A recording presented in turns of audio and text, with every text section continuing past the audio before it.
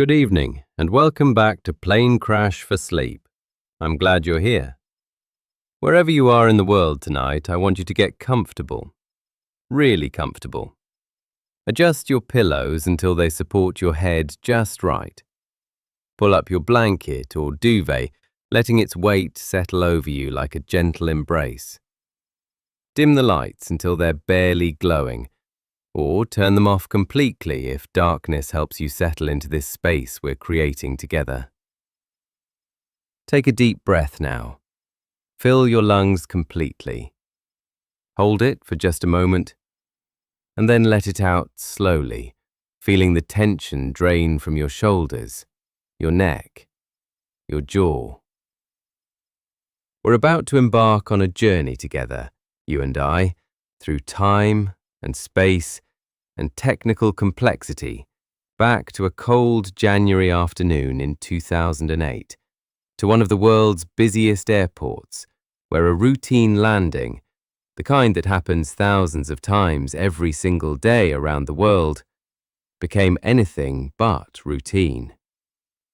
This is the story of British Airways Flight 38. It's a story about ice, but not the ice you might imagine. Not the ice that forms on wings during flight, the kind pilots train for, the kind that has warning systems and de-icing procedures. No, this is a more insidious kind of ice. Invisible ice. Ice forming in places where no one thought ice could form. Ice building up slowly over hours in the dark interior of fuel pipes no wider than your finger. It's a story about physics operating at the boundaries of our understanding, about water molecules freezing in aviation fuel at temperatures well above the fuel's own freezing point. It's a story about three experienced pilots making split-second decisions in a situation they had never trained for, a situation that had never happened before in the history of commercial aviation. It's a story about how even the safest, most reliable, most thoroughly tested machines we've ever built can still surprise us, can still reveal secrets we never knew existed, can still teach us lessons we desperately needed to learn.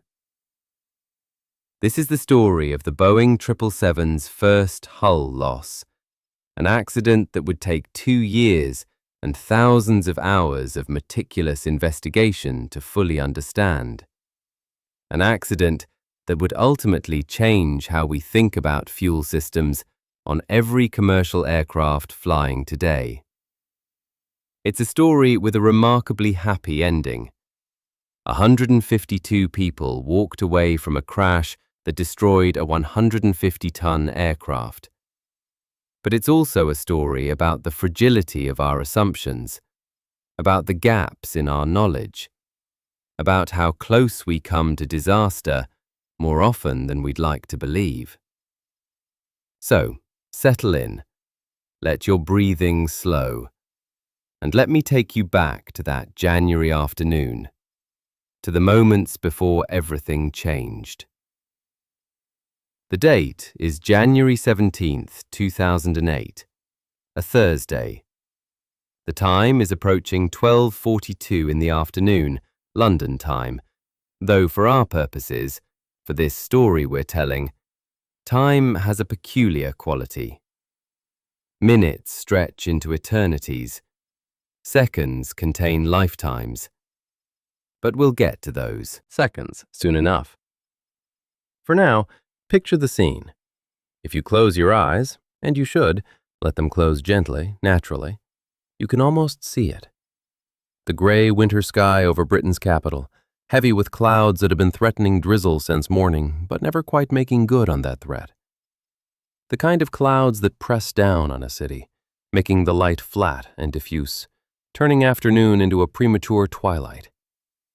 The temperature hovers around 5 degrees Celsius, cold enough to require a coat and scarf if you're walking outside, cold enough to see your breath misting in the air, but not brutally cold.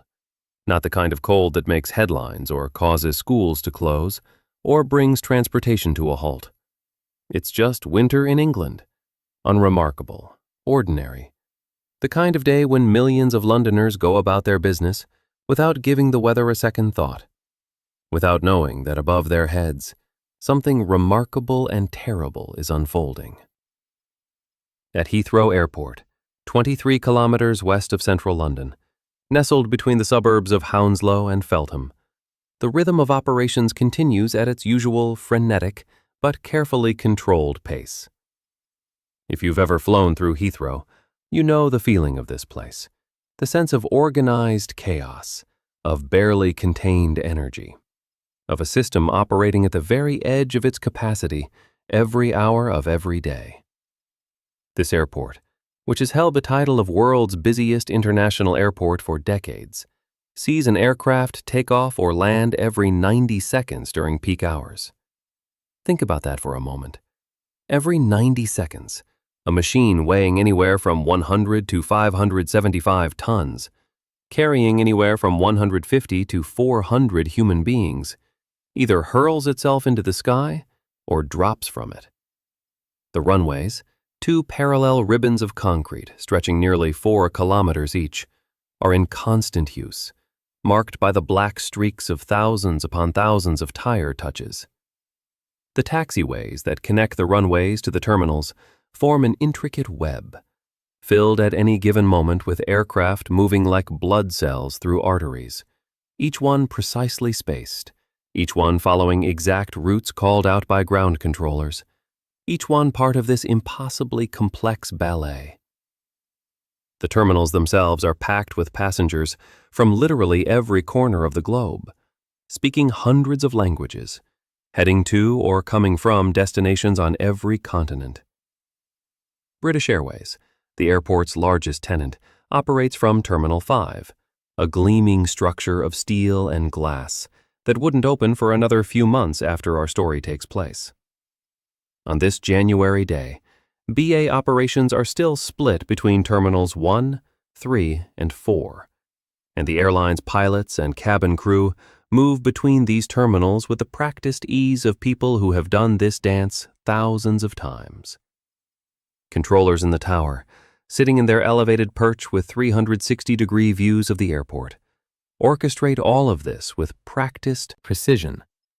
Their voices, coming through pilots' headsets, are calm and professional, almost monotonous in their steadiness, as they issue clearances, provide vectors, assign altitudes, coordinate arrivals and departures, and manage the endless, never-ceasing flow of traffic. On a typical day, they'll handle more than 1,300 aircraft movements. Today will not be a typical day, but they don't know that yet.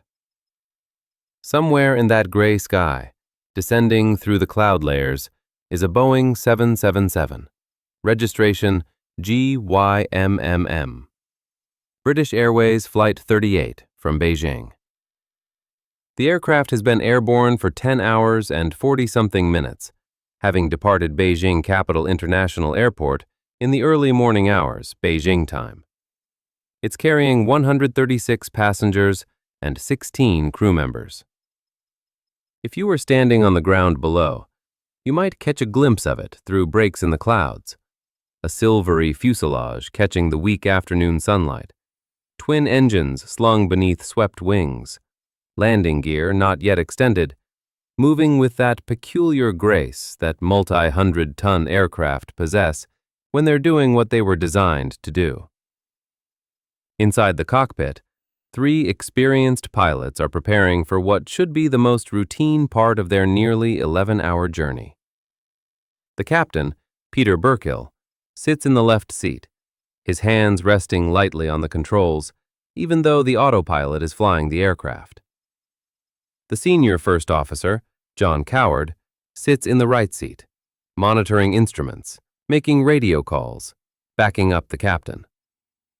The third pilot, First Officer Connor McGuinness, sits on the jump seat between and slightly behind them, observing, ready to assist if needed. These 3 men have accumulated over 26,000 hours of flight time between them. They have flown this route before, many times, They know this aircraft intimately. They are professionals at the top of their game, working for one of the world's most respected airlines, operating one of the world's safest aircraft types. They have no reason to suspect that in less than 2 minutes, they'll be fighting to save their aircraft and everyone aboard. They have no reason to believe that what they're about to experience has never happened before in the 13-year history of the Boeing 777. And they certainly have no reason to know that, deep inside their fuel system, in the hidden spaces between pipes and valves and pumps, an invisible enemy has been building for hours, accumulating molecule by molecule, waiting for this exact moment to strike. But let's slow down. We're getting ahead of ourselves, and this story deserves to be told properly, with all its context, with all its technical nuances, with proper respect for everyone involved. To understand what happened that January afternoon over London, to really understand it in all its complexity, we need to go back further. We need to understand the world of commercial aviation in 2008, the aircraft involved, the company that operated it, the route it flew, the physics that governed its operation, and the assumptions, those crucial assumptions, that everyone had made about how fuel systems behave in cold weather. We need to build up slowly, piece by piece, until we see the full picture. So let's step back. Let's return to the beginning. The year is 2008. If you remember 2008, you'll recall it was a turbulent year in many ways. The global financial crisis was beginning to unfold, with banks failing, housing markets collapsing, and economic anxiety spreading across the world. The Beijing Olympics would take place that summer, a spectacular display of Chinese modernity and ambition. Barack Obama would be elected President of the United States that November.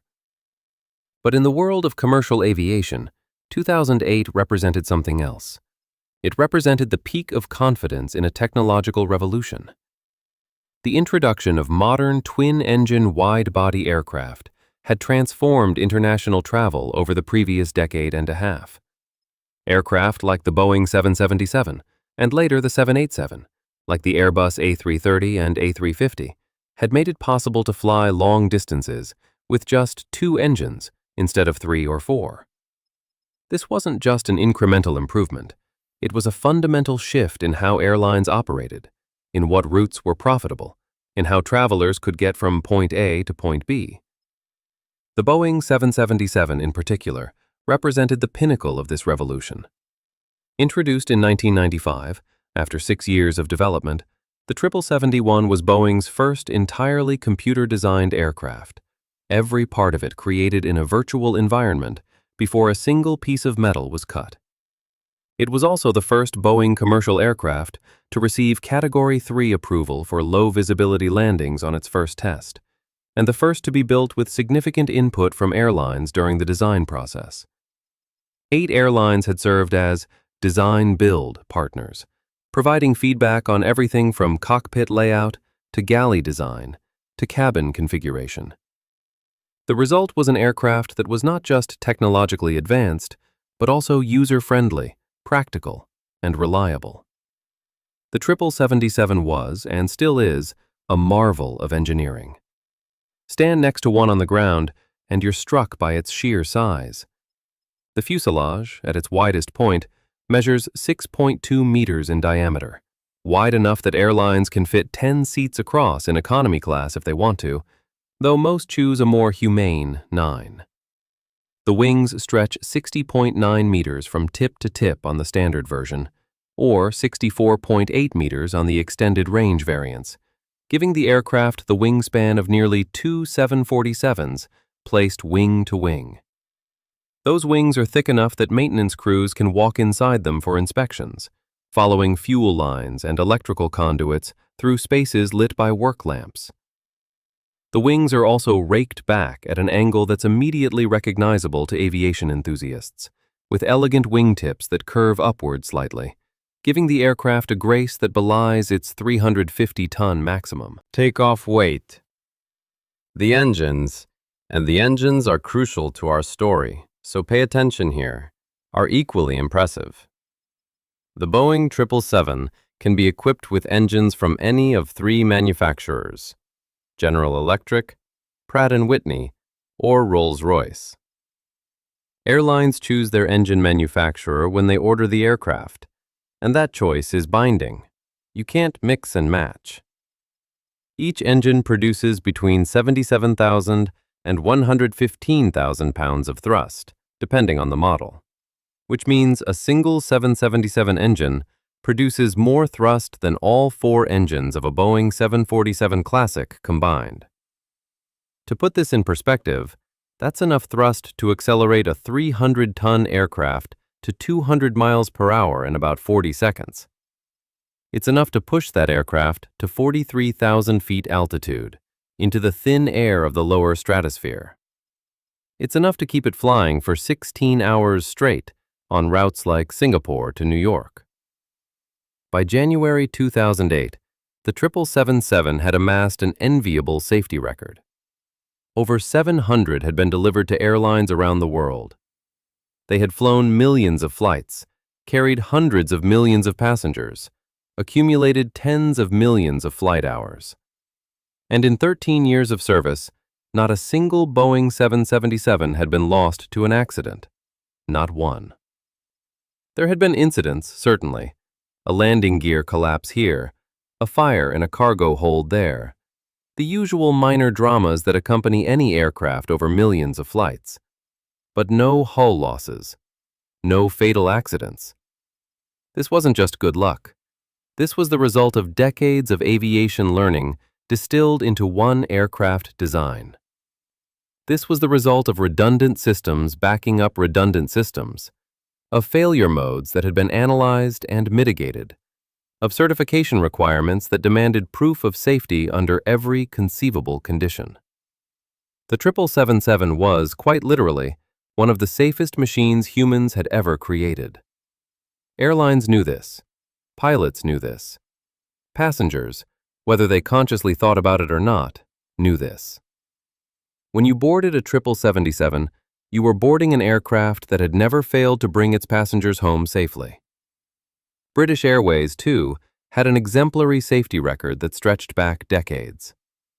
Since its formation in 1974, through the merger of British Overseas Airways Corporation, British European Airways, and two smaller airlines, BA had experienced only one fatal accident, the crash of a Trident near Zagreb, Yugoslavia, in 1976, a mid-air collision that was attributed to air traffic control error rather than any fault of the aircraft or crew. For 32 years after that, BA had carried millions of passengers safely across the globe, building a reputation as one of the world's premier airlines. British Airways pilots were among the best trained in the industry, recruited from the Royal Air Force or from other airlines, and then put through rigorous training programs. Their maintenance standards were equally rigorous, with aircraft receiving regular inspections, components replaced on strict schedules, and any discrepancies addressed immediately.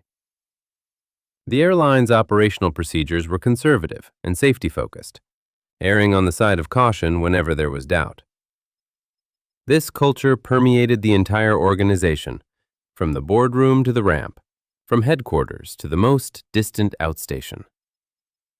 When you flew British Airways, you flew with an airline that took safety seriously, an airline where experience mattered, where procedures were followed, where the culture prioritized getting there safely over getting there fast.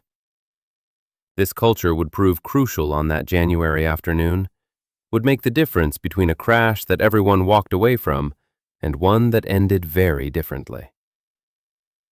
The aircraft itself, registration GYMMM, manufacturer serial number 30314, line number 342, was a Boeing 777-236ER. Those letters and numbers tell a story, if you know how to read them. The 236 designation indicated that this was a 777-200 series aircraft, built to British Airways' specific configuration requirements. The ER stood for Extended Range, meaning this aircraft had additional fuel capacity and aerodynamic refinements that allowed it to fly farther than standard 777-200s. It could fly up to 7,700 nautical miles nonstop, far enough to connect London with any city in Asia, Africa, or the Americas. The aircraft had rolled off Boeing's assembly line in Everett, Washington, in the spring of 2001, joining dozens of other 777s in various stages of construction in the massive Everett factory, which is the largest building in the world by volume. It had taken its first flight on May 18, 2001, a shakedown flight with Boeing test pilots at the controls, wringing out any issues before delivery. On May 31, 2001, it was handed over to British Airways, brand new, with 0 hours on the airframe and engines, smelling of that distinctive new aircraft scent of paint and sealant and fresh carpet. At nearly 7 years old in January 2008, it was still relatively young in aviation terms. Modern airliners are designed to fly for 25 or even 30 years, racking up 50,000 or 60,000 flight hours before retirement. GYMMM had accumulated perhaps 20,000 hours in its 7 years of service, plenty of life ahead of it, or so everyone thought. The aircraft was powered by 2 Rolls-Royce Trent 895-17 engines, part of the Trent 800 family, developed specifically for the 777. These engines, and I want you to picture them because they're important, are massive pieces of machinery. Each one weighs about 4,000 kilograms without its nacelle, the sleek cowling that surrounds the engine. The fan at the front measures 2.84 meters in diameter, larger than many cars are wide, with 24 hollow titanium fan blades that span at up to 2,500 revolutions per minute during takeoff. Behind the fan is the core of the engine, where the real work happens. Compressor stages that squeeze air to tremendous pressures. A combustion chamber, where that compressed air mixes with fuel and ignites in a continuous, controlled explosion. Turbine stages that extract energy from the hot exhaust gases to drive the compressors and fan. The whole assembly is a marvel of thermodynamics and materials science, operating at temperatures and pressures that would have seemed impossible just decades earlier. The turbine blades, for instance, made of nickel superalloys with exotic names like Inconel and Rene, spin in an environment where the gas temperature exceeds 1,400 degrees Celsius. Hot enough to melt the blades themselves, if not for sophisticated cooling systems that channel air through tiny passages inside each blade. These engines could produce 95,000 pounds of thrust each, and they had an excellent reputation for reliability. The Trent 800, like the 777 itself, had been flying for over a decade without major incident. Airlines loved them. Pilots trusted them. Inside the aircraft, GYMMM was configured for 233 passengers across 4 distinct classes, which was typical for British Airways long-haul aircraft. Walk through the front door, and you'd first encounter first class, where 14 seats were arranged in a 1-1-1 configuration. Each one a semi-private pod with a fully flat bed, a large video screen, plenty of storage, and real privacy from the aisle. These seats angled slightly away from the aircraft's centerline, a design choice that maximized privacy while still fitting everyone into the available space. Behind first class came Club World, British Airways business class product, with 48 seats in a distinctive herringbone pattern that gave every passenger direct aisle access. This was important on a long flight. No climbing over sleeping neighbors to reach the lavatory. Behind business class was World Traveler Plus, the premium economy section, with more spacious seats and extra legroom for passengers willing to pay a bit more than economy, but not ready to spring for business class. And finally, filling the rest of the cabin all the way to the rear galley and lavatories was World Traveler Economy Class, where most passengers sat. The seats were configured 3-3-3 across, which meant center seats for some unlucky passengers, but at least preserved that feeling of spaciousness that came from the 777's wide cabin. The aircraft was comfortable, modern, well-maintained, equipped with in-flight entertainment, ambient lighting, and all the amenities expected on a long-haul flight. On this particular flight, January 17, 2008, the aircraft was lightly loaded. Only 136 passengers were aboard, barely more than half the aircraft's capacity. This wasn't unusual for a winter weekday flight from Beijing. The peak travel season for this route was summer, when tourists flocked to Europe and business travel was at its height. In January, things were quieter. Still, 136 people represented 136 stories, 136 sets of plans and dreams and worries, 136 individuals who had chosen British Airways and the Boeing 777 to carry them from one side of the world to the other. Some were probably business travelers, executives or consultants or diplomats heading home from meetings in Beijing.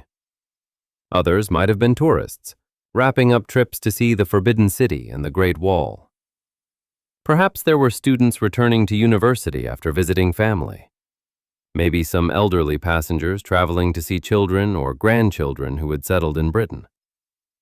We don't know most of their names or stories, but we know they trusted the aircraft and crew to bring them safely home. That trust would be tested in the worst possible way. The crew consisted of 16 people, 3 pilots and 13 flight attendants. Let's talk about the pilots first, because their actions in the next few minutes would determine whether this story ended in tragedy or triumph. In command was Captain Peter Burkill, a 43-year-old veteran of British Airways. Burkill had joined BA 2 decades earlier as a young pilot, fresh from flight training, and he had worked his way steadily up through the ranks from first officer to captain, accumulating 12,700 total flight hours over his career. Of those hours, 8,450 had been in the Boeing 777, which meant he knew this aircraft intimately, had flown it in every season and weather condition, had experienced its quirks and characteristics, had developed that pilot's intuition about how the aircraft would respond to control inputs. Burkill was the kind of pilot other pilots respected. Competent, professional, unflappable under pressure. The sort of person you wanted in the left seat when things went wrong. He lived in Worcestershire with his wife and had that typical British airline pilot schedule. Days at home interspersed with trips across the globe, each trip followed by mandatory rest periods, the rhythm of life governed by roster patterns and time zones. He would have been looking forward to getting home after this Beijing trip, to sleeping in his own bed, to a few days off before the next sequence of flights. Instead, he was about to face the most challenging moments of his career. In the right seat was Senior First Officer John Coward, a 41-year-old pilot with 9,000 total flight hours and 7,000 in the 777. The title Senior First Officer indicated that Coward was highly experienced, senior enough that he might normally have been a captain, except that promotions at British Airways were based on seniority, and there were pilots ahead of him in the queue waiting for captain positions to open up. But make no mistake, Coward was fully qualified, highly capable, and regularly flew in the left seat as captain on smaller aircraft types. He was more than just a co-pilot. On this flight, as we'll see, he would be the one at the controls during the critical moments. His hands on the yoke, his feet on the rudder pedals, his eyes scanning instruments and the view ahead, his mind processing information and making decisions at a speed that would have seemed impossible to anyone who hasn't experienced the heightened awareness that comes in emergencies. Coward, like Burkill, was a family man, a professional, someone who took his responsibilities seriously. He had flown this route many times. He knew the approaches to Heathrow like he knew his own driveway. This should have been just another landing. It wasn't. The third pilot was First Officer Connor McGuinness, 35 years old, with 5,000 total flight hours and 1,120 in the 777. Maginas had less experience than his colleagues, but he was still a qualified 777 pilot, fully capable of operating the aircraft. On long-haul flights like this one, British Airways often included a third pilot so the crew could rotate positions, ensuring that no one had to remain at the controls for the entire journey. This was both a safety measure, preventing fatigue-related errors, and a practical necessity on ultra-long flights, where regulations mandated crew rest. Maginas would have spent part of the flight in the cockpit and part of it resting in the crew rest area, a small compartment behind the cockpit with bunks where pilots could sleep during cruise. At the time of the accident, he would be on the jump seat, observing, providing an extra set of eyes and hands, ready to assist if needed. His observations and quick thinking would prove valuable in the minutes ahead. Rounding out the 16 crew members were 13 flight attendants, led by purser Sharon Eaton Mercer. These were the cabin crew, responsible for passenger safety and service, trained in emergency procedures, first aid, firefighting, and evacuation. They would have spent the flight serving meals, answering call buttons, selling duty-free items, checking on passengers, and preparing for landing. Most passengers barely notice flight attendants, except when they want something. But these individuals are the first line of defense in an emergency. Their training is extensive and rigorous. They know where every piece of emergency equipment is located. They know how to operate the doors in both normal and emergency modes. They know how to deploy evacuation slides, how to fight fires, how to provide first aid, how to manage panicked passengers. On a normal flight, they're friendly faces serving drinks. In an emergency, they're consummate professionals who can mean the difference between life and death. In the minutes after Flight 38 crashed, their professionalism would shine through. The flight had actually begun 3 days earlier, or rather, the crew's duty period had begun then. On January 14th, this same crew had operated a flight from London Heathrow to Beijing, arriving in the early morning hours of January 15th, Beijing time. They had then rested in Beijing for approximately 44 hours, which was the standard layover for this route. This rest period was mandated by regulations designed to prevent fatigue, and it was generally sufficient for crews to recover from jet lag, sleep properly, and be ready for the return flight. During their layover, the pilots would have reviewed weather forecasts for the return flight, checked NOTAMs, notices to airmen that alert pilots to any unusual conditions or restrictions along their route, and begun mentally preparing for the journey home. On the evening of January 16th, Beijing time, which was actually the early morning hours of January 17th in London, the crew would have met for a pre-flight briefing, probably in a crew room at the Beijing Airport Hotel or at the airport itself. These briefings are standard before every flight and cover weather, route, fuel requirements, any special considerations, and a review of the aircraft's technical status. For this particular flight, one aspect of the briefing would have caught everyone's attention: the cold. The route from Beijing to London crosses some of the coldest regions on Earth, and the flight plan would have highlighted this fact. After departing Beijing, Flight 38 would fly northwest across Mongolia, a vast expanse of steppes and mountains, then over Siberia, that legendary frozen wilderness that spans thousands of kilometers across Russia. The route would continue over the Ural Mountains, which separate European Russia from Asian Russia, then across Scandinavia, Sweden and Norway and the North Sea, before finally descending into British airspace and London. For most of this journey, the aircraft would be flying at altitudes between 34,800 and 40,000 feet. At these altitudes in winter, over these latitudes, the outside air temperature routinely plunges to -65 or even -74 degrees Celsius. Let me put that in perspective because it's difficult to comprehend temperatures that cold. At -70 Celsius, which is -94 Fahrenheit, exposed skin freezes solid in less than a minute. Unprotected fingers and toes would suffer frostbite in seconds. Breath freezes into ice crystals that hang in the air. Metal becomes brittle. Rubber shatters like glass. The air itself, that thin, cold air at 40,000 feet, contains so little oxygen that you'd lose consciousness in seconds without pressurization. This is an environment fundamentally hostile to human life, an environment we were never meant to survive in. But for modern airliners, this is normal operating territory.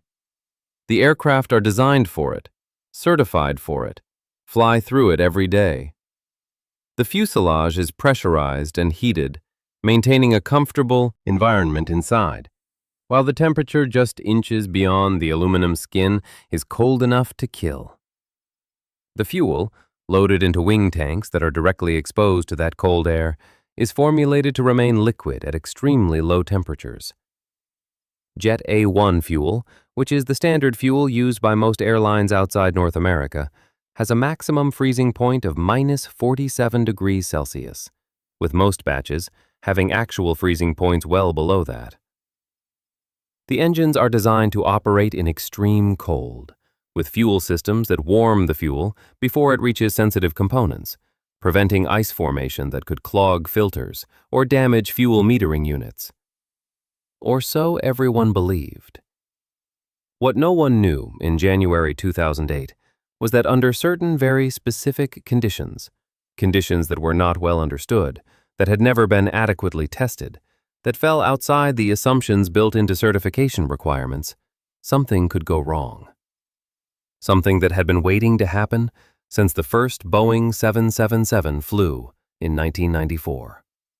A vulnerability hidden in plain sight, present in every fuel system of every Rolls-Royce-powered 777 in the world.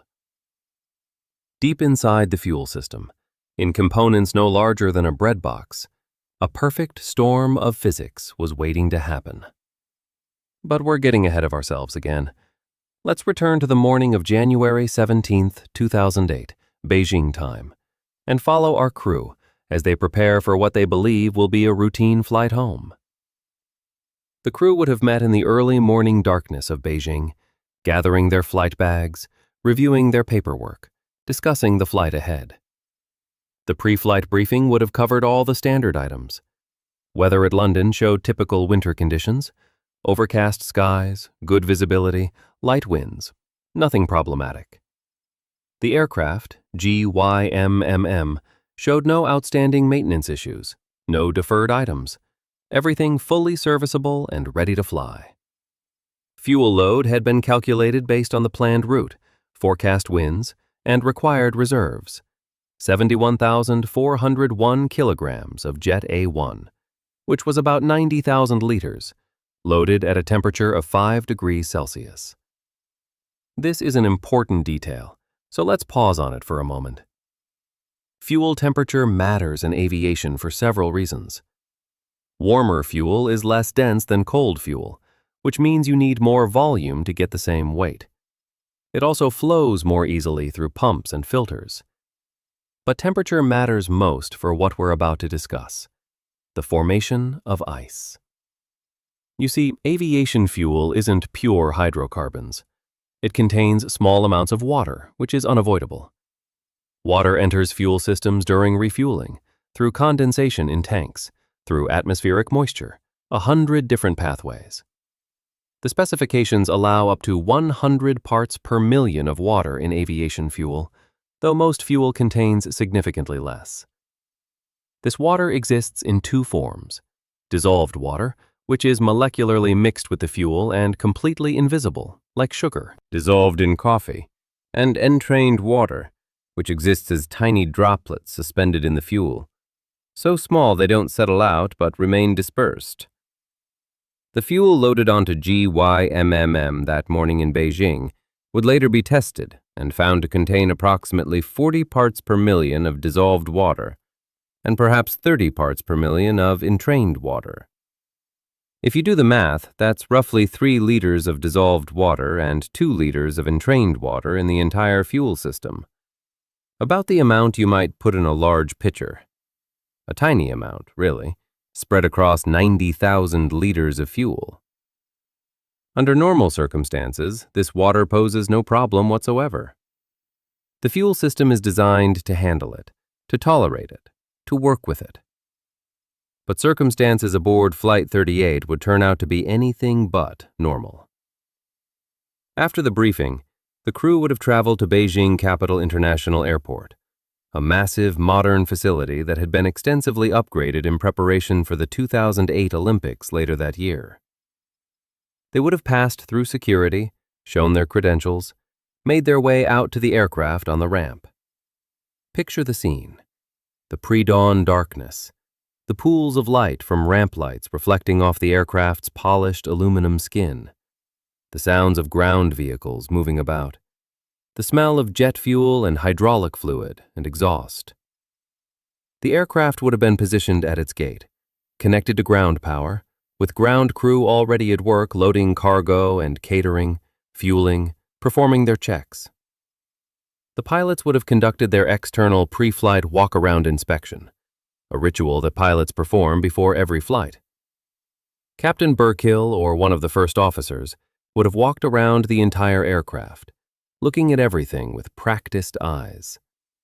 The landing gear, the nose gear and 2 main gear assemblies would have been examined for proper strut extension, tire wear, brake wear, hydraulic leaks.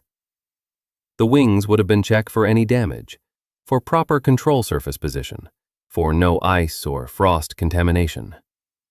The engines, those massive Trent 800s, would have been visually inspected for any obvious damage, any leaking fluids, any loose panels. The fuselage would have been examined for any dents or cracks or loose fasteners. Everything would have looked normal, everything in order, everything ready for flight. Inside the cockpit, the pilots would have begun the meticulous process of preparing the aircraft for departure. The Boeing 777 cockpit is a remarkably sophisticated environment, and also remarkably clean and organized compared to older aircraft. Instead of hundreds of individual dials and gauges, the 777 uses what's called a glass cockpit. 6 large LCD displays that can show different information as needed. In front of each pilot are 2 primary flight displays, or PFDs, which show critical flight information: airspeed, altitude, heading, attitude, vertical speed. In the center of the instrument panel are 2 navigation displays showing the aircraft's position, route, weather radar, and other navigation information. Above those are 2 engine indication and crew alerting system displays, EICAS for short, which show engine parameters and any system warnings or cautions. The preparation process would have taken perhaps 30 minutes. Switches set, circuit breakers checked, radios tuned, transponders set, flight management computers programmed with the route. The FMC is the brain of the aircraft's navigation system, a sophisticated computer that knows the route, the winds, the aircraft's performance characteristics, and can calculate optimal speeds and altitudes for every phase of flight. The pilots would have entered their route into the FMC, waypoint after waypoint, a string of 5-letter codes that define points in space, each one precisely located by latitude and longitude. The route from Beijing to London consisted of dozens of these waypoints, starting with departure fixes near Beijing, continuing through Chinese, Mongolian, Russian, and European airspace, and ending with approach fixes near London. One aspect of the route would have drawn particular attention: a waypoint called Polho, located on the border between China and Mongolia. The flight plan indicated extreme cold at this point, with temperatures forecast to be as low as -74°C. Because of this forecast cold, the flight plan actually called for the aircraft to fly a somewhat unusual profile. Instead of climbing directly to optimal cruise altitude, The plan called for an initial climb to flight level 341, 34,100 feet, followed by a descent to flight level 315, 31,500 feet, to avoid the absolute coldest temperatures.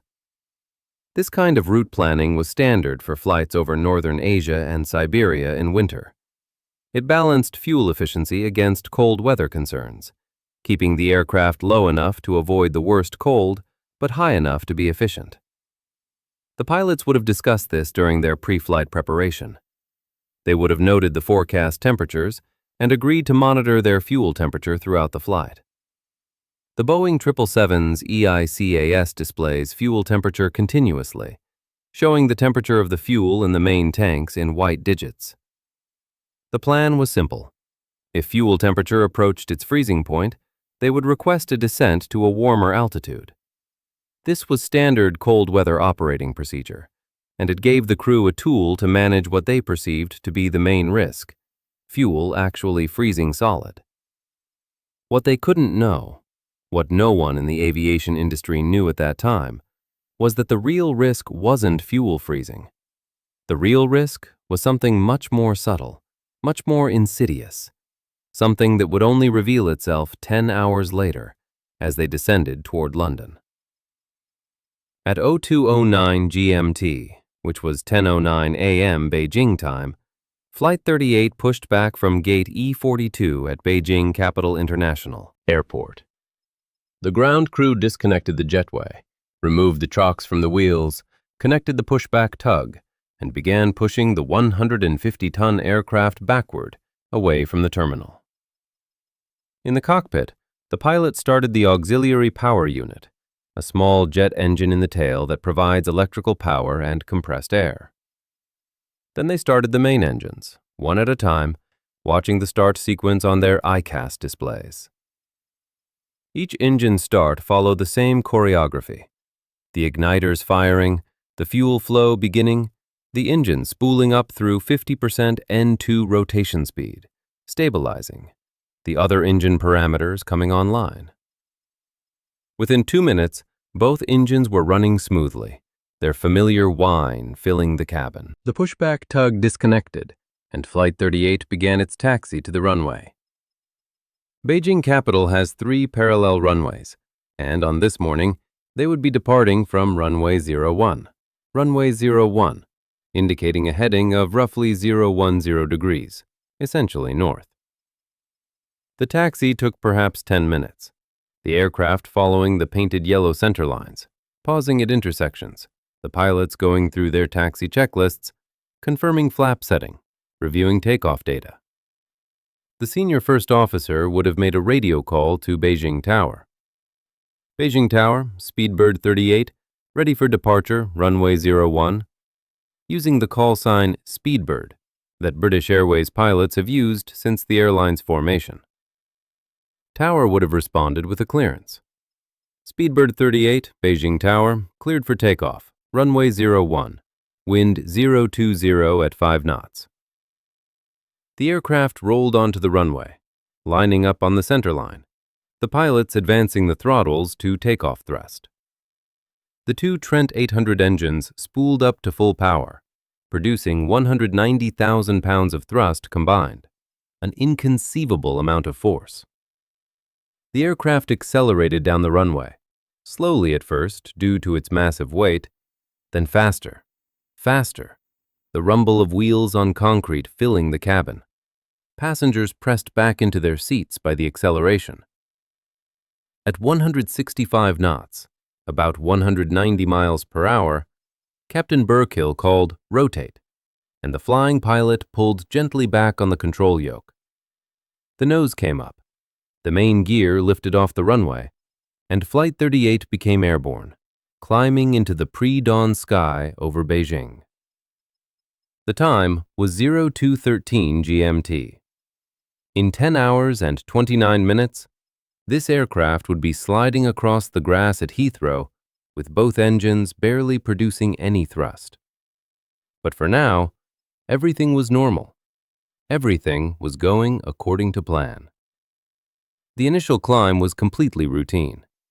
The aircraft climbed steadily, following the departure procedure, the autopilot guiding it along the programmed track. Air traffic control cleared them to their initial altitude, flight level 348, which is 34,800 feet. The pilots monitored their instruments, checked in with various air traffic control sectors as they progressed northwest across China, settled into the rhythms of a long-haul flight. One of them would have been designated as pilot flying, handling the aircraft and making radio calls. The other would be pilot monitoring, backing up the pilot flying, cross-checking everything, managing systems. The third pilot would alternate between the cockpit and the crew rest area, ensuring that everyone got adequate rest during the 10-hour flight. As the aircraft climbed through the cold morning air over northern China and into Mongolia, the pilots would have noted their fuel temperature beginning to drop. This was expected, normal, nothing to be concerned about. Fuel sits in the wing tanks, and those tanks are essentially thin aluminum boxes directly exposed to the outside air. As the aircraft climbs into colder air, heat slowly transfers from the fuel through the aluminum to the outside, and the fuel temperature drops. At first, maybe it dropped from 5 degrees Celsius to 0, then to -5, -10. The pilots would have watched these numbers but not worried. The fuel's freezing point was -47 Celsius, and they were nowhere near that. Over Mongolia, they reached flight level 348 and leveled off. The autopilot held altitude precisely. The engines settled to cruise thrust. Fuel flow decreased to cruise rates. This is the most efficient phase of flight, when the aircraft is at its optimal altitude for the weight and conditions, when fuel consumption is minimized, when everything hums along in perfect harmony. But this is also when something invisible began to happen inside the fuel system, something that no one on board could see or detect, something that would only become apparent hours later. You see, even though the fuel temperature was well above its freezing point, still -20 or -25 Celsius, nowhere near freezing, the water in that fuel was a different story. Water normally freezes at 0 Celsius, but when it's dissolved or suspended in fuel, its behavior becomes more complex. At very cold temperatures, even though the fuel remains completely liquid, the water within it can begin to form ice crystals. These crystals are microscopic, nearly invisible, forming on the coldest surfaces they can find. And the coldest surfaces in the fuel system are the interior walls of the fuel pipes and tubes that carry fuel from the wing tanks to the engines. Think of it like frost forming on a window. On a cold winter morning, you might see intricate patterns of frost on your windows, even though the air temperature inside is well above freezing. That's because the window surface itself is cold enough for water vapor in the air to freeze directly onto it. The same thing was happening inside the fuel system of GMIM. The fuel pipes, exposed to the brutally cold outside air, became cold enough for ice to form from the water in the fuel. Molecule by molecule, crystal by crystal, ice began to accumulate on the interior walls of these pipes. The process was incredibly slow, nearly imperceptible, happening in spaces no larger than a pencil, in pipes hidden inside the wings where no one could see. The formation of this ice required several specific conditions to align, and all of them were present on Flight 38. First, the fuel temperature had to be in what researchers would later term the sticky range, cold enough for ice to form from the water in the fuel, but not so cold that the water froze instantly into hard crystals that would break free and flow through the system. The sticky range was roughly -10 to -35 degrees Celsius. At these temperatures, ice formed slowly and adhered to pipe walls rather than flowing away. Second, the fuel flow had to be low. During cruise flight, engines run at relatively low power settings typically about 85 to 90% of maximum thrust, consuming fuel at a steady but gentle rate. Flow rates during cruise might be 6,000 pounds per hour per engine, compared to 30,000 pounds per hour during takeoff. This low fuel flow meant the fuel moved slowly through the pipes, giving ice crystals time to form and stick before being swept away. Third, the flight had to be long. Ice doesn't form instantly. It takes time, hours in fact, for enough crystals to accumulate to cause a problem. Flight 38 was checking all these boxes. The fuel temperature, which the pilots were monitoring on their ICAS display, dropped to minus 34 degrees Celsius during cruise, right in the middle of the sticky range. The flight lasted over 10 hours, giving ice plenty of time to accumulate. And the fuel flow was low during most of that time, with the engines at cruise power for hours on end. Inside the fuel pipes, in the dark spaces between the wing tanks and the engines, ice was slowly but steadily accumulating. It formed primarily in the fuel lines between the wing tanks and the fuel pumps, in the longest pipe runs where the fuel had the most time to lose heat to the cold outside air. The crew, of course, had no idea this was happening. There was no indication on any instrument, no warning light, no system message. The ICAS fuel temperature display showed minus 34 Celsius, which was cold, but still well above the minus 47 freezing point.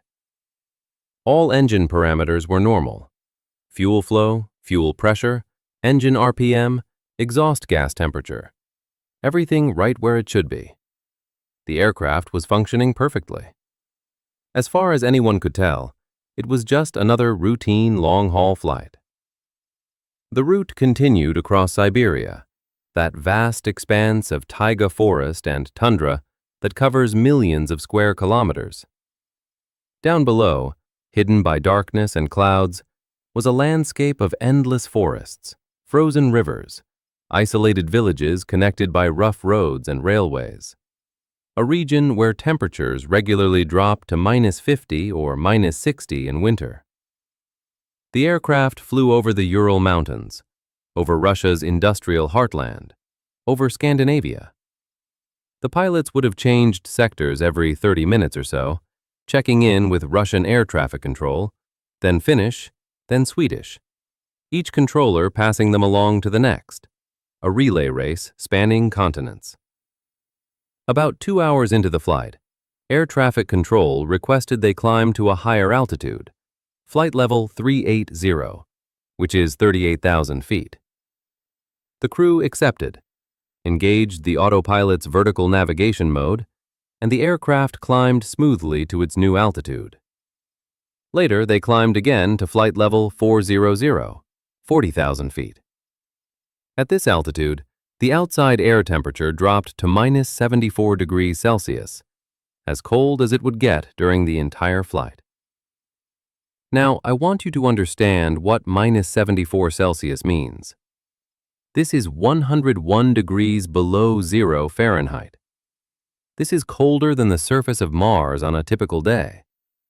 This is so cold that carbon dioxide would freeze solid. At this temperature, the air is so thin that each breath would contain only about a quarter of the oxygen as at sea level. You would lose consciousness in 15 seconds without supplemental oxygen. Your skin would freeze in 30 seconds. The cold would kill you within minutes. But inside GMOM, passengers were comfortable at 21 degrees Celsius, about 70 Fahrenheit, watching movies or sleeping or reading, separated from that lethal environment by just a few inches of aluminum and insulation. It's remarkable when you think about it, the thin envelope of technology and engineering that allows us to survive and even remain comfortable in an environment that should kill us instantly. As the flight progressed and the hours passed, the ice inside the fuel system continued to accumulate. But here's the crucial point. The ice was just sitting there, adhering to the pipe walls, not causing any problems. The engines were running normally, consuming fuel at a steady rate, producing thrust exactly as commanded. Fuel flowed past the ice, through the narrow channels that remained open in the pipes. Everything appeared fine, and in a sense, everything was fine. The ice hadn't reached a critical mass yet. It was still just a nuisance, a minor restriction that the fuel pumps easily overcame. Around 10 hours into the flight, as the aircraft approached British airspace, things began to change. The pilots started their descent toward London, and with that descent came warmer air. The aircraft descended from flight level 400 to flight level 348, losing altitude gradually, and the outside air temperature, while still brutally cold, began to warm slightly. -74 became -65, then -55. And as the air warmed, so did the fuel in the wing tanks. Slowly, gradually, the fuel temperature rose from -34 Celsius to -28, then to -22. This warming was normal, expected, and seemed like a good thing. The fuel was moving away from the cold temperatures that had characterized the cruise phase. The pilots would have noted the rising temperature and probably felt reassured. But what no one understood at the time, what wouldn't be understood until months of investigation and testing revealed it, was that this warming had an unintended and dangerous consequence. As the fuel temperature rose into that -22 Celsius range, the ice that had been adhering to the pipe walls began to change character. It became softer, less sticky, more prone to breaking free. The ice crystals that had been locked in place for hours began to release their grip on the pipe walls. They started to break free, to flow downstream with the fuel, carried along in the flow like icebergs calving from a glacier. Not all at once, but gradually, piece by piece, the accumulated ice began to mobilize. Where was this ice going? It was flowing toward the engines, being carried along by the fuel flow toward the one component that stood between the wing tanks and the engine's combustion chamber, the fuel oil heat exchanger, the FOHE.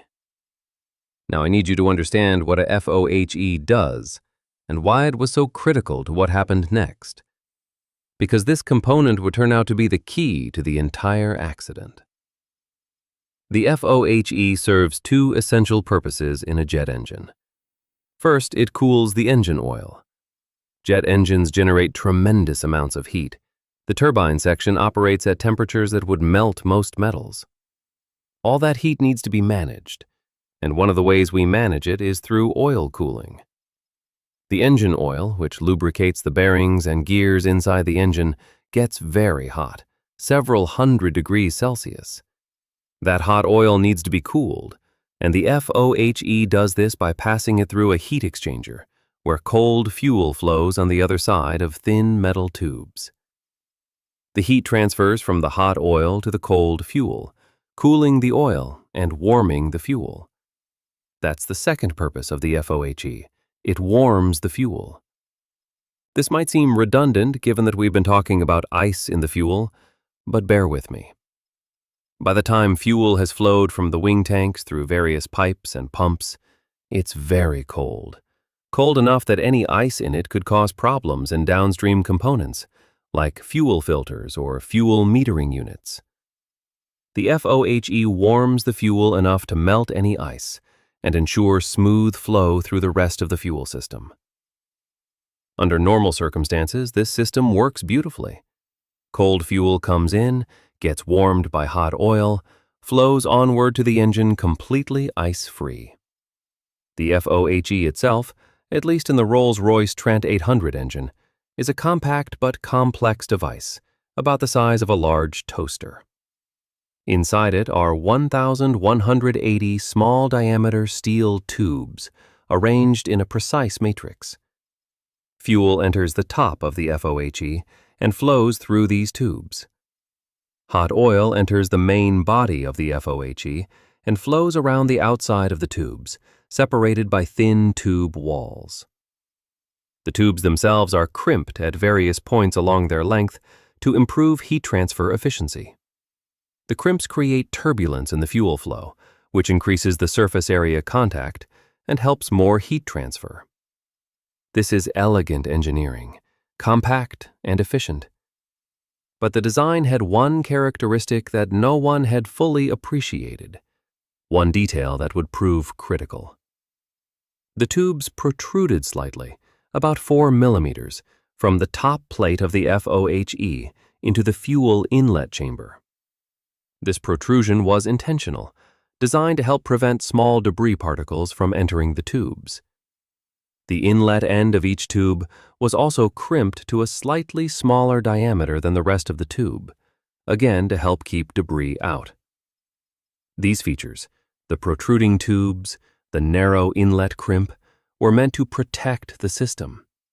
They were designed with the best intentions, with thousands of hours of engineering analysis behind them. They worked perfectly under all tested conditions. But they hadn't been tested with soft ice flowing through the system at fuel temperatures below -10 Celsius. They hadn't been tested with an avalanche of ice crystals suddenly released from pipes upstream.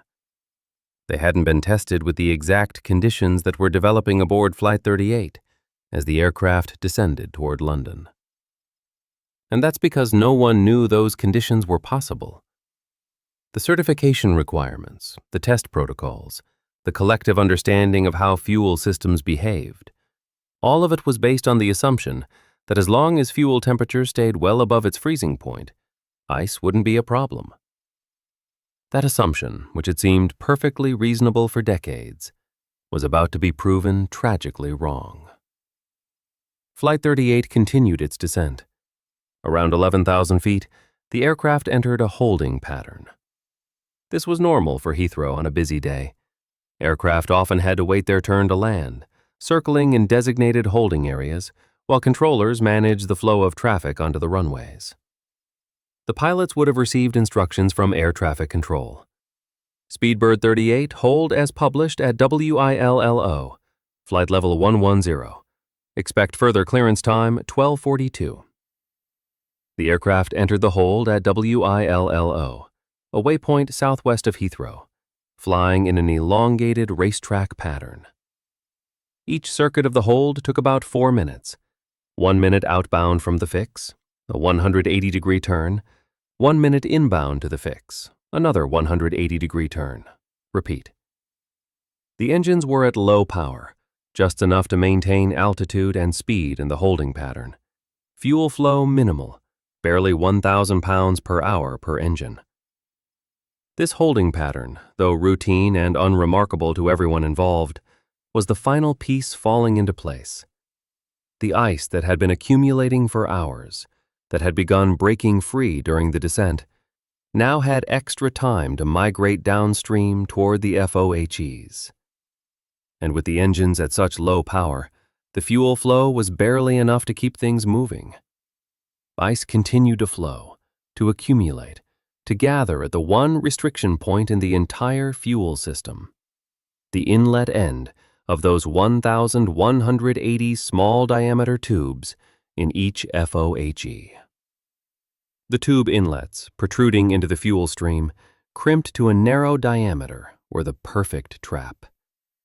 Ice crystals that were soft enough to deform, but not liquid enough to flow easily, began to catch on the tube inlets.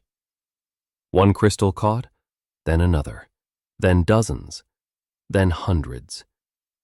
The ice built up around the tube inlets like debris accumulating around bridge pilings in a river. The buildup was gradual, invisible from outside, detectable only by careful analysis of fuel flow rates that no one was monitoring because there was no reason to monitor them. Everything still looked normal in the cockpit. After several minutes in the hold, air traffic control cleared Flight 38 to continue its approach. Speedbird 38, descend flight level 80, proceed direct Perry.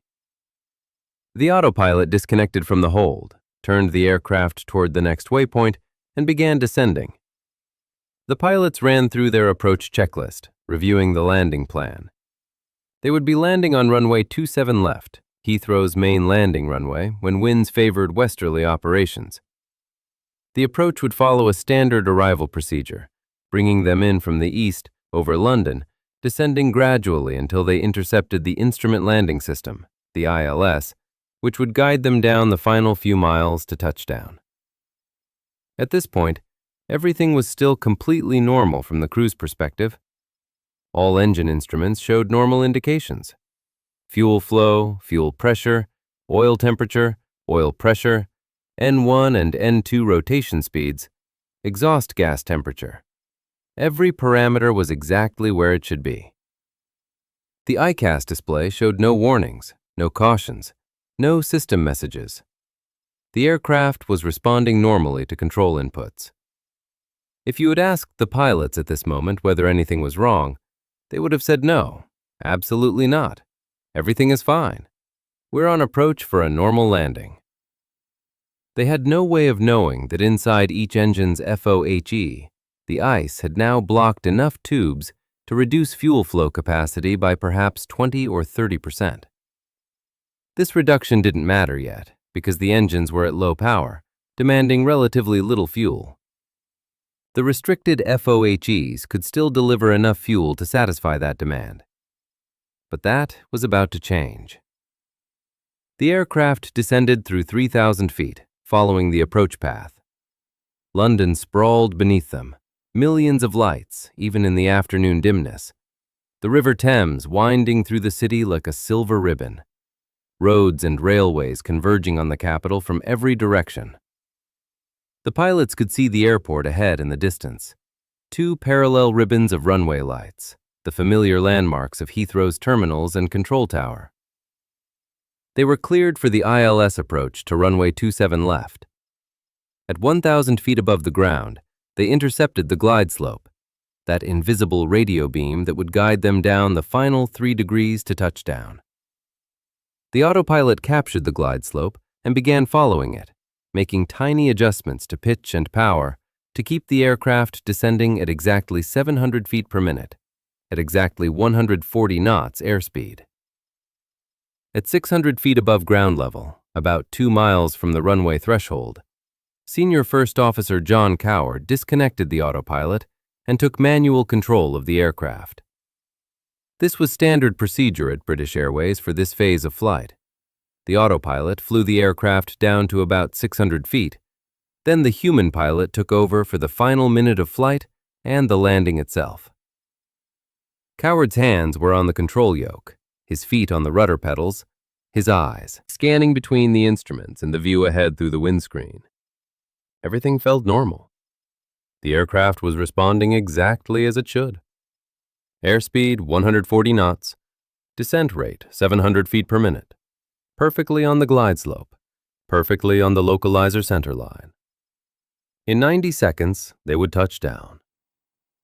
At 500 feet, Coward made a small power adjustment, advancing both throttles slightly to arrest the descent rate just a touch. This is the kind of tiny correction that pilots make constantly during an approach, almost subconsciously, keeping the aircraft exactly on profile. He pushed the throttle levers forward perhaps half an inch. The engines should have responded by increasing thrust, N1 rotation speed rising, fuel flow increasing, the aircraft's descent slowing slightly. The right engine responded normally. The left engine did not. Deep inside the left engine's FOHE, ice had now blocked so many tubes that fuel flow was severely restricted. When Coward called for more thrust, the engine control computer commanded more fuel, but the FOHE couldn't deliver it. The ice blockage was too severe. Fuel pressure upstream of the FOHE was normal, even high, but downstream, where the engine needed it, fuel flow was barely a trickle.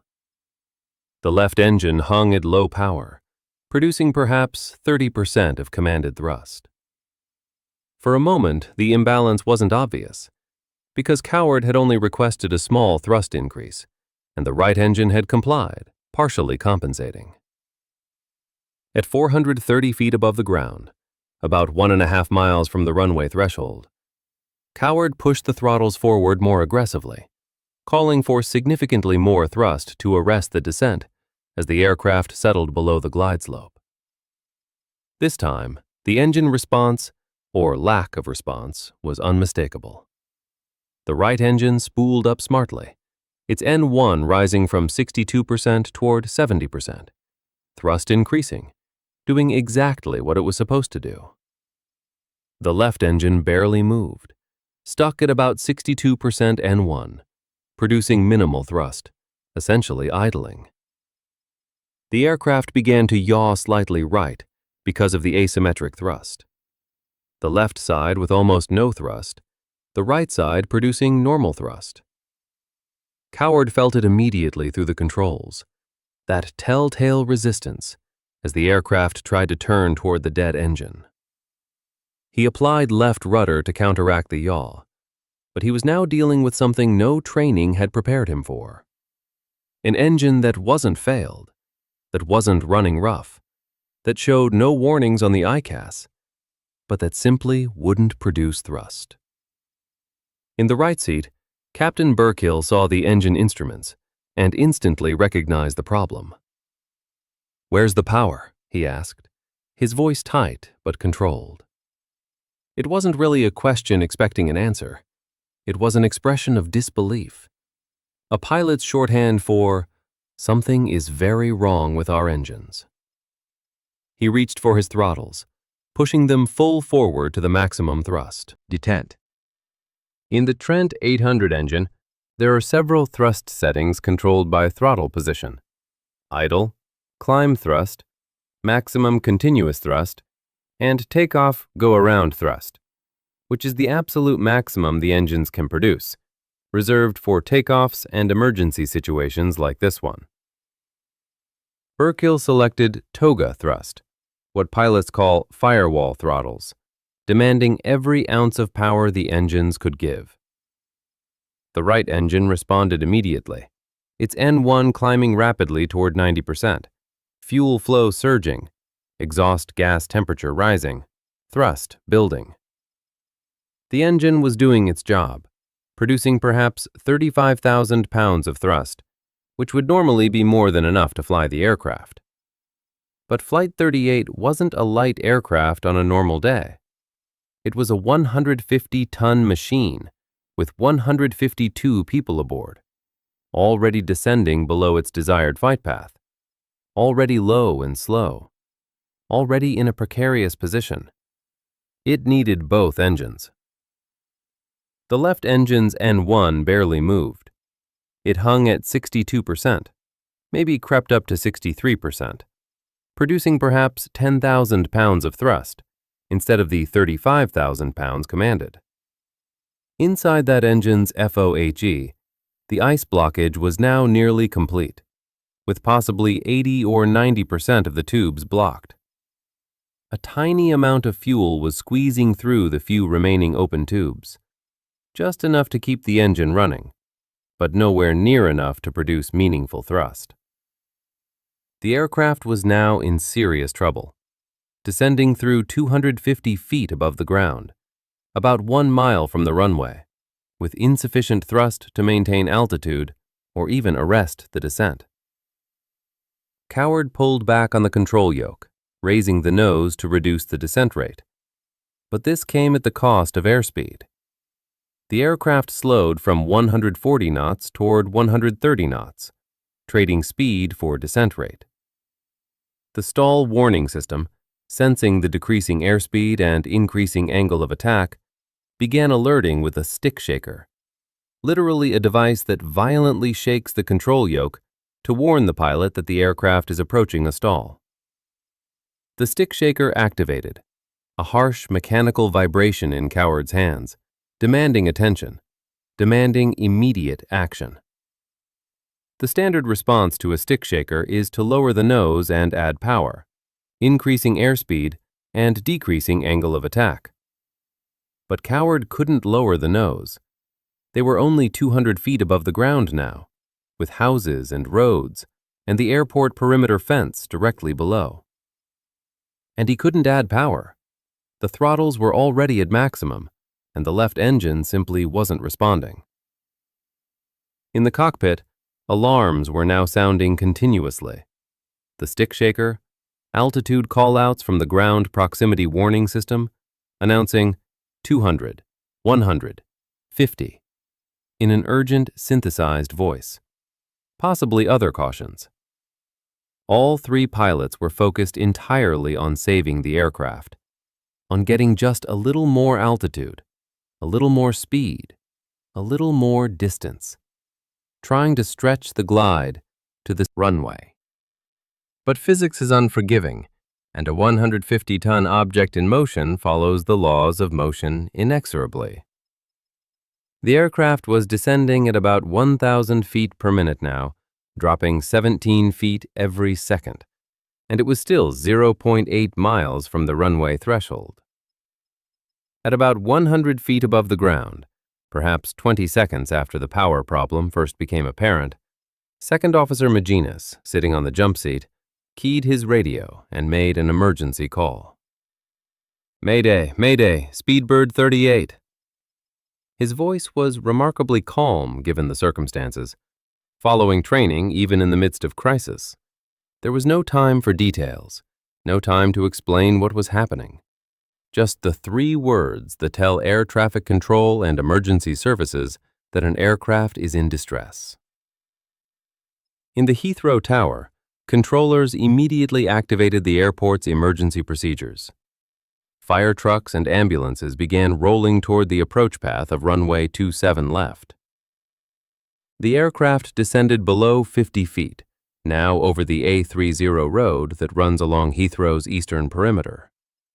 This road, crowded with afternoon traffic, was directly in the aircraft's path.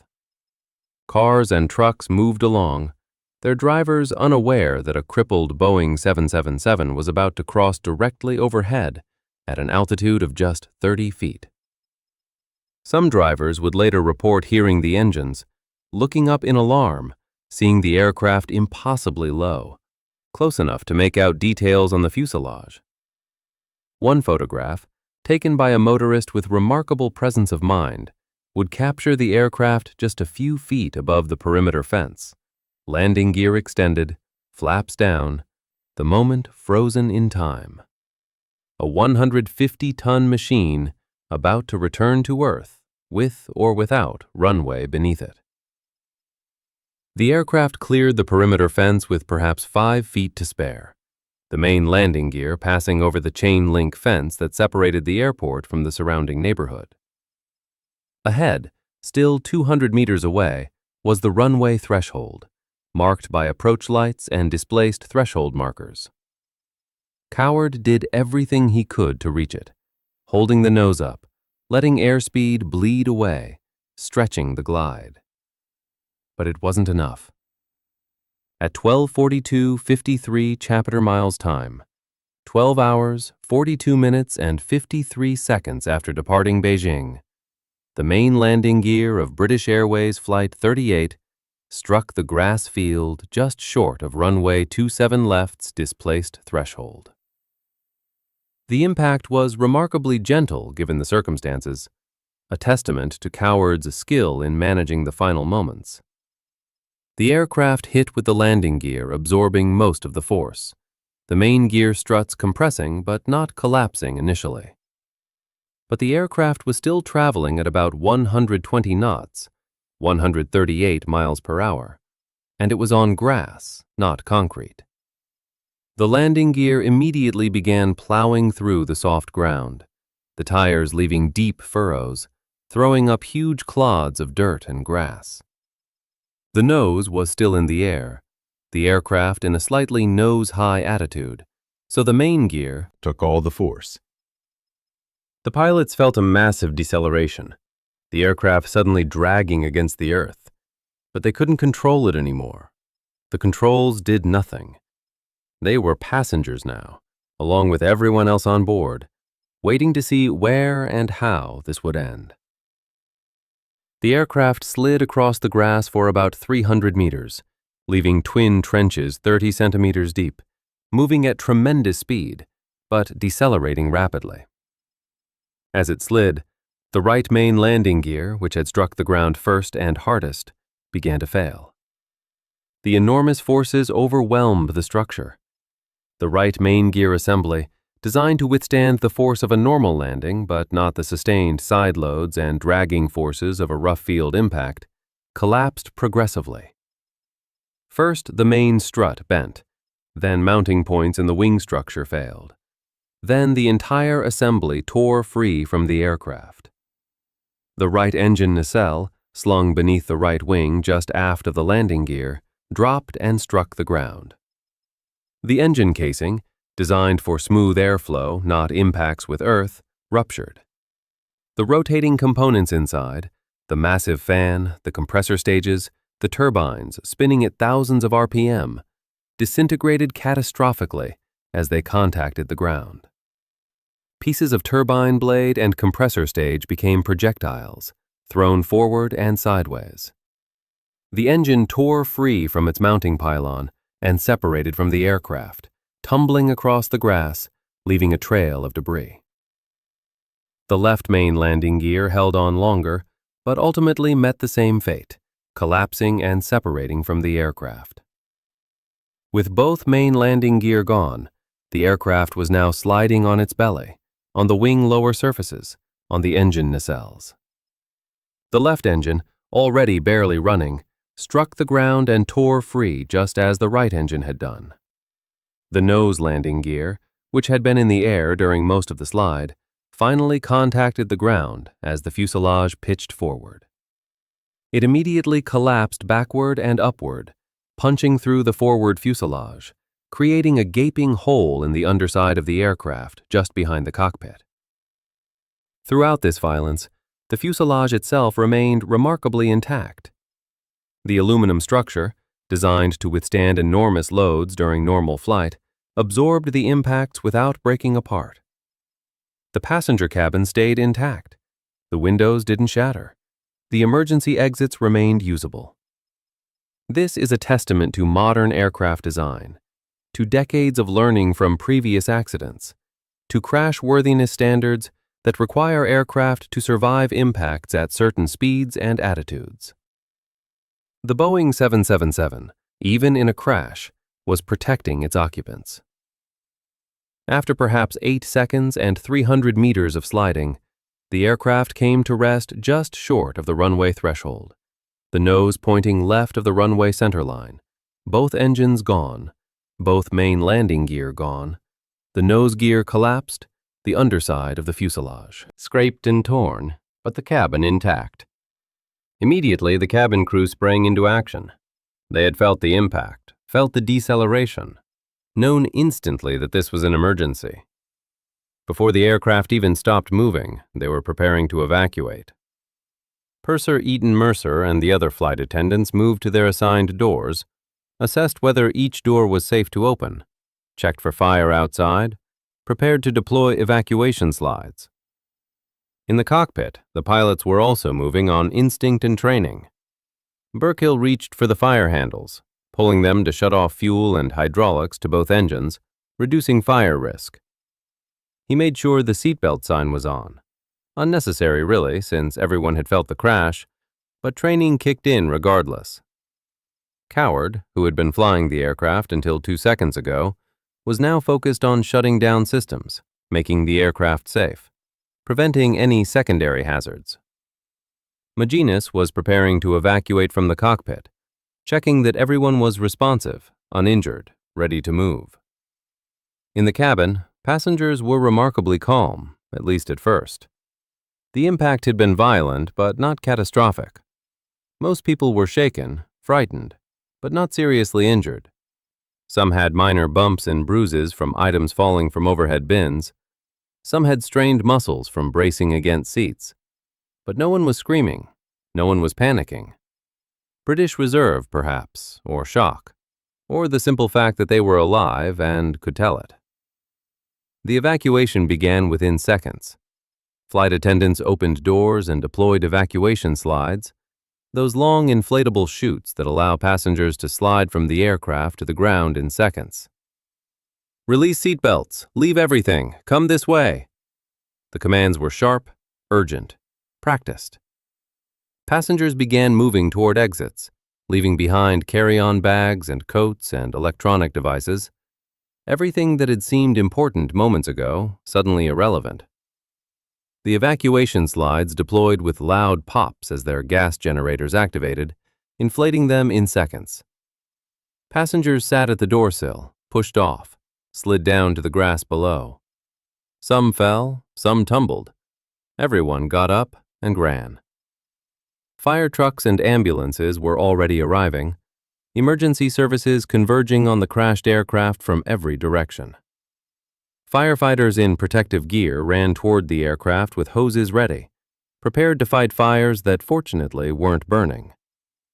The Trent 800 engines, despite being torn from the aircraft, despite disintegrating, hadn't ignited. No fuel fires, no explosions, just smoke from friction and damaged components. Paramedics began triaging passengers as they came down the slides, checking for injuries, directing the seriously hurt toward ambulances, telling the walking wounded to move away from the aircraft. Within 90 seconds, all 152 people had evacuated. Within 2 minutes, everyone was clear of the aircraft and being assessed by emergency personnel. The final count would show 1 serious injury and 12 minor injuries among passengers and crew. The serious injury was a broken leg suffered during the evacuation, not during the impact itself. Everything else was cuts, bruises, sprains, shock.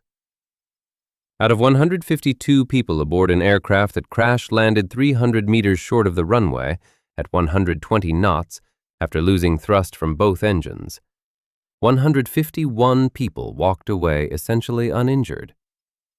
This was remarkable, extraordinary, a testament to aircraft design, pilot skill, cabin crew training, and yes, luck.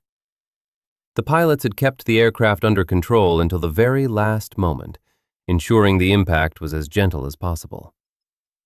The aircraft structure had absorbed the impact without breaking apart.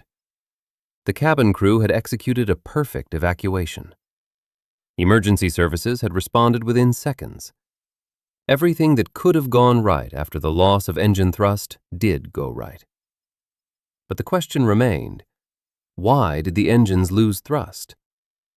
What had happened inside those Trent 800s to rob them of power at the worst possible moment?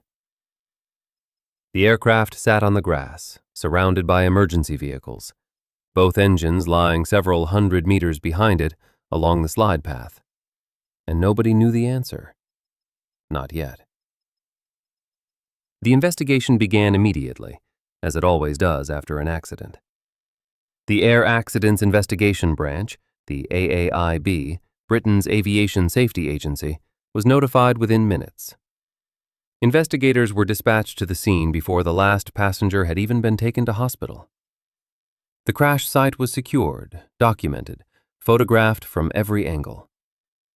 The priority initially was safety, making sure there were no fuel leaks, no fire hazards, no unstable structures. Then came evidence preservation. The aircraft's position, the slide marks in the grass, the debris trail, the location of separated components, all of it was meticulously documented before anything was moved. Investigators photographed everything, measured everything, created detailed diagrams showing the exact position of every piece. By evening, the site looked like an archaeological dig crossed with a crime scene, with investigators in high-visibility vests moving slowly across the grass, marking positions, collecting pieces, photographing everything. The aircraft was later lifted by cranes and moved to a hangar where it could be examined in detail. The engines, or what remained of them, were collected and transported to facilities where specialists could analyze them. And perhaps most critically, investigators retrieved the aircraft's 2 flight recorders, the flight data recorder and the cockpit voice recorder. The FDR, a device about the size of a shoebox, painted bright orange so it's visible in wreckage, had recorded hundreds of parameters throughout the flight: airspeed, altitude, heading, engine thrust, control surface positions, system statuses, everything happening on the aircraft translated into digital data points captured multiple times per second. The CVR, equally orange, equally robust, had recorded the last 2 hours of audio from the cockpit. Every word spoken by the pilots, every radio transmission, every warning and alert. These recorders were taken to the AAIB's laboratory and downloaded. The data they contained would prove crucial to understanding what happened. The CVR captured the final 2 minutes of flight in detail. Coward's control inputs, Burkill's command to add power, their growing concern as the engines failed to respond, Magennis's Mayday call, the alert sounds, everything. But more important was the FDR data. This showed exactly what the engines were doing throughout the flight, and especially in those final moments. The data confirmed what the pilots had experienced. At approximately 720 feet altitude, when Coward made his first power increase, the left engine had failed to respond normally. Its N1 had barely increased, even as the throttle was advanced. The right engine had responded normally initially, but then it too had begun to fall behind commanded thrust as the aircraft descended below 500 feet. By the time the aircraft was at 200 feet, the right engine was producing only about half its commanded thrust, and the left engine was producing perhaps a quarter of its commanded thrust. But why? The engines hadn't failed catastrophically. They hadn't seized, hadn't lost oil pressure, hadn't overheated. They were still running, still producing some thrust, right up until impact. So what was preventing them from producing full thrust? The investigators began systematically ruling out possibilities. Engine malfunction? No, both engines showed the same behavior simultaneously, which made a mechanical failure in both engines extremely unlikely. Fuel quantity? No, the aircraft had plenty of fuel remaining, over 11 tons in the wing tanks. Fuel pump failure? No, the pumps were working normally right up until impact. The FDR showed normal fuel pump operation. Contaminated fuel? Possibly. But what kind of contamination could cause this exact symptom? The breakthrough came when investigators examined the fuel-oil heat exchangers. Remember these devices? Those compact heat exchangers with 1,180 small tubes through which fuel flowed? When investigators removed the FOHEs from both engines and cut them open for inspection, they found something astonishing. The tubes were partially blocked with what appeared to be ice. Not fuel ice, the fuel had never frozen solid, but water ice. Ice formed from the small amount of water that had been present in the fuel. The ice had accumulated around the tube inlets, creating partial blockages that severely restricted fuel flow. In some areas of the FOHE, 80 or 90% of tubes were blocked. The ice blockage was worse in the left engine than the right, which matched the observation that the left engine had failed to respond first and most severely. But this discovery, while crucial, raised more questions than it answered. How could ice form in fuel that was well above its freezing point? Why did it form specifically in the FOHE? Why did it cause problems during descent and landing, but not earlier in the flight? And perhaps most importantly, why hadn't this happened before in the 13-year history of the Boeing 777? The AAIB launched an extensive investigation, bringing in experts from Boeing, from Rolls-Royce, from fuel system specialists, from universities, from research laboratories. They recreated the flight conditions in test facilities, flowing fuel at various temperatures through FOHEs, watching what happened. They examined fuel samples from the Beijing fueling, testing them for water content, particulates, additives, anything that might explain the ice formation. Over months of testing and analysis, the investigators pieced together the mechanism. Here's what they determined had happened. The fuel loaded in Beijing contained water within specification limits, about 70 parts per million total, split between dissolved and entrained water. As the aircraft flew its 10-hour route over Siberia at high altitude, the fuel temperature dropped to -34 degrees Celsius. At this temperature, Even though the fuel itself remained completely liquid and well above its freezing point of -47°C, the water within the fuel began to form ice crystals. These crystals formed on the coldest surfaces available, which were the interior walls of the fuel pipes running from the wing tanks to the engines. The ice accumulated slowly, molecule by molecule, over hours of flight at low fuel flow rates. The key was fuel temperature and flow rate.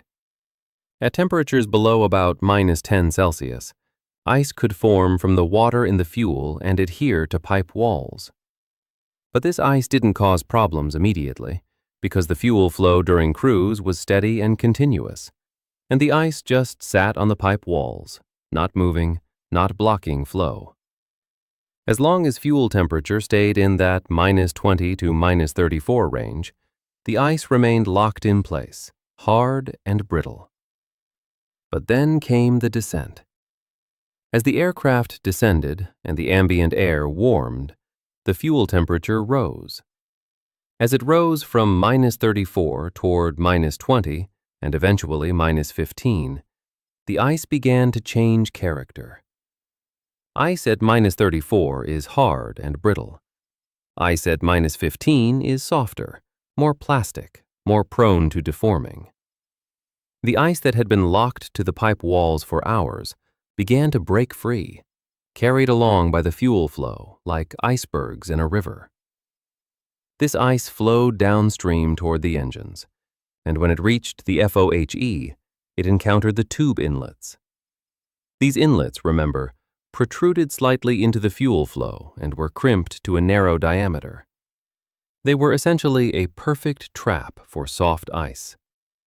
The ice crystals, soft enough to deform but not liquid enough to flow easily, caught on the tube inlets. They accumulated there, one crystal catching, then another, then hundreds, until large portions of the FOHE inlet were blocked. The blockage wasn't complete. Some fuel still flowed through the unblocked tubes, but it was severe enough that when the pilots called for increased thrust during the approach and landing, the FOHE couldn't deliver enough fuel to satisfy the demand. The engine control computer, sensing insufficient fuel flow, prevented the engine from accelerating to full thrust, protecting the engine from damage, but leaving the aircraft without adequate power. Why had this never happened before? The investigation revealed several reasons. First, Flight 38's route and conditions were unusually conducive to ice formation. The flight was long, over 10 hours, giving ice plenty of time to accumulate. The fuel temperature during cruise was in the optimal range for ice formation and adherence, -34°C, right in the middle of the sticky range. The cruise phase was prolonged, with low fuel flow rates for hours. And critically, the descent profile brought the fuel temperature up through the range where ice would break free just before landing, when the pilots needed maximum thrust. Most flights don't check all these boxes simultaneously. A shorter flight doesn't give ice time to accumulate. A flight at less extreme latitudes doesn't get cold enough. A flight that maintains cold temperatures all the way to landing doesn't warm the ice enough to mobilize it. Second, the Rolls-Royce FOHE design, while excellent for its intended purpose, turned out to be particularly susceptible to this type of ice blockage. The protruding tubes and crimped inlets, meant to protect against debris, actually made ice accumulation more likely. Boeing 777s powered by General Electric or Pratt & Whitney engines used different FOHE designs that didn't have these features, and testing later showed they were much less likely to be blocked by ice under the same conditions. This explained why the problem had only occurred on Rolls-Royce-powered aircraft. Third, and this is perhaps the most important point, the aviation industry's understanding of fuel system icing was incomplete. The certification requirements for aircraft fuel systems tested for two types of icing: fuel freezing solid at very low temperatures, and ice crystal formation in fuel systems due to water contamination. But they didn't test for this third, more subtle phenomenon: soft ice mobilizing from pipe walls at fuel temperatures well above freezing and then accumulating at restrictions. No one had conceived of this failure mode. No one had tested for it. No one knew it could happen. Flight 38 was the first time it occurred in revenue service, but the conditions for it existed in hundreds of thousands of flights before. The industry had been lucky. Until Flight 38, the dice had always come up in favor of safety. The investigation took over a year to complete, involving thousands of hours of analysis, hundreds of tests, coordination between multiple agencies and manufacturers in several countries. The final report, published by the AAIB in February 2010, ran to over 120 pages and included detailed technical appendices describing the ice formation mechanism, the FOHE design, the fuel system architecture, the flight conditions, and dozens of safety recommendations. It was a masterpiece of aviation investigation, thorough and clear, explaining complex physics in accessible language while maintaining technical precision. The report's recommendations led to immediate changes across the industry. Boeing issued service bulletins requiring modifications to the FOHEs on all Rolls-Royce-powered 777s. The modified design included screens that prevented ice from accumulating at tube inlets and redesigned inlet geometry that reduced the likelihood of blockage. These modifications were mandated by airworthiness authorities and implemented on the entire worldwide fleet. Beyond the 777, the accident prompted a fundamental rethinking of how fuel systems are certified and tested. New requirements were developed for testing fuel systems at very cold temperatures with water-contaminated fuel, simulating the exact conditions that caused the Flight 38 accident. These requirements now apply to all new aircraft designs and have been retroactively applied to existing designs where feasible. Operational procedures also changed. Airlines operating long flights over cold regions received guidance on managing fuel temperature, on when to request altitude changes to warm fuel, on monitoring for signs of fuel system restrictions. Some airlines modified their flight planning to avoid the coldest temperatures when possible, accepting slightly higher fuel consumption in exchange for eliminating ice risk. The industry developed better understanding of how water enters fuel systems and how to minimize water content through improved fuel handling and storage procedures. But perhaps the most significant legacy of Flight 38 is what it taught the industry about assumptions. For decades, everyone had assumed that as long as fuel temperature stayed well above the fuel's freezing point, ice wouldn't be a problem. This assumption was codified in regulations, embedded in training, reflected in operating procedures. It seemed reasonable, logical, supported by decades of safe operations. But it was wrong. The water in fuel could form ice at temperatures far above the fuel's freezing point, and that ice could cause catastrophic problems under the right conditions. Flight 38 revealed a gap in collective knowledge, a blind spot in the industry's understanding of fuel systems, and once revealed, that gap could be addressed. That blind spot could be illuminated. Today, more than 15 years after the accident, Boeing 777s continue flying safely all over the world, including over the same cold routes that Flight 38 flew. They've accumulated tens of millions more flight hours, carried hundreds of millions more passengers, maintained their extraordinary safety record. Modifications prompted by Flight 38 have been incorporated into every Rolls-Royce-powered 777, and the ice accumulation problem has never recurred. The lessons learned have been applied to other aircraft types, improving fuel system safety across the entire commercial aviation fleet. In a very real sense, every passenger flying today benefits from what was learned from the crash landing of Flight 38.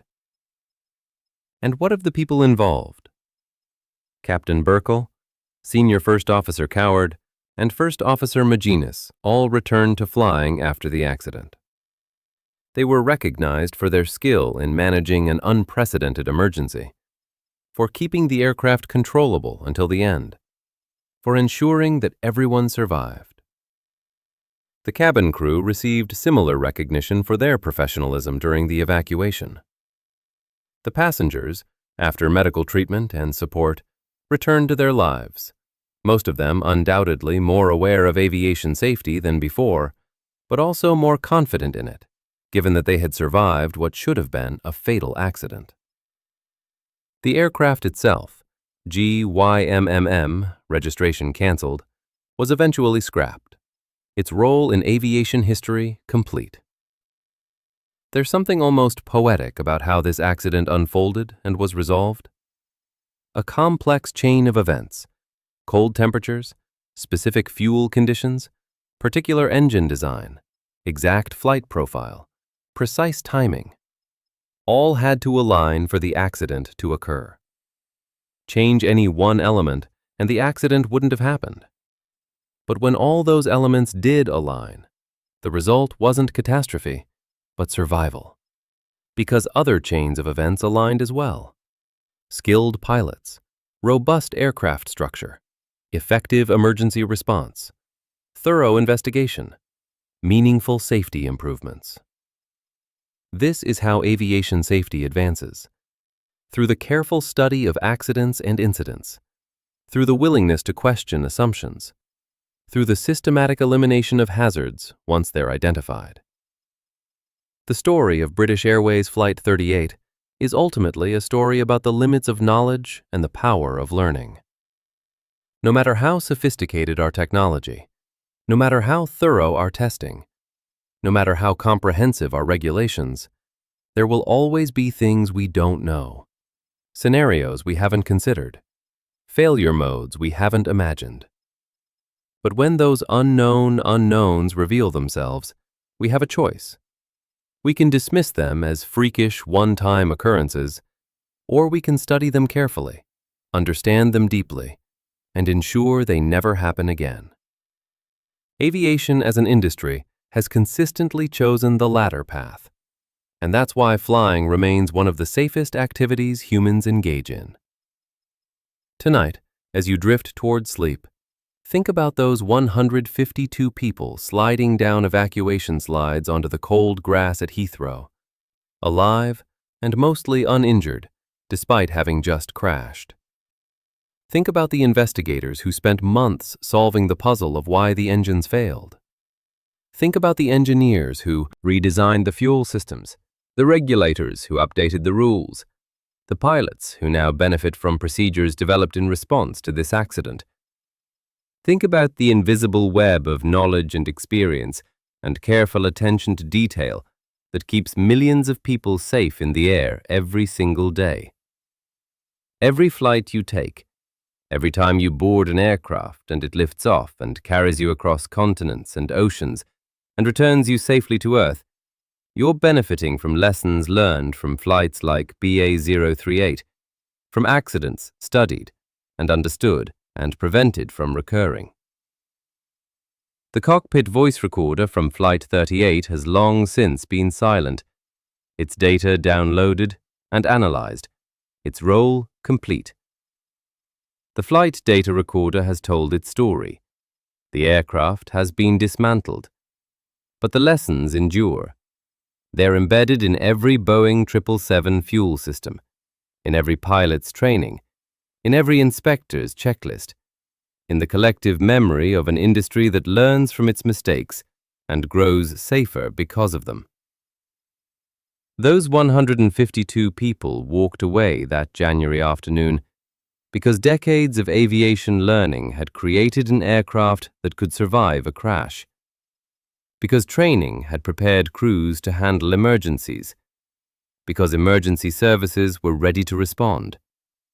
And now, because of what happened that day, millions more people will continue flying safely, protected by knowledge purchased at the price of one destroyed aircraft and one terrifying afternoon. The investigation is complete. The lessons have been learned. The improvements have been made, and commercial aviation that most complex and unforgiving of human endeavors, continues its long march toward perfect safety, one accident investigation at a time, one improvement at a time, one flight at a time. Good night, and safe travels wherever your journeys may take you.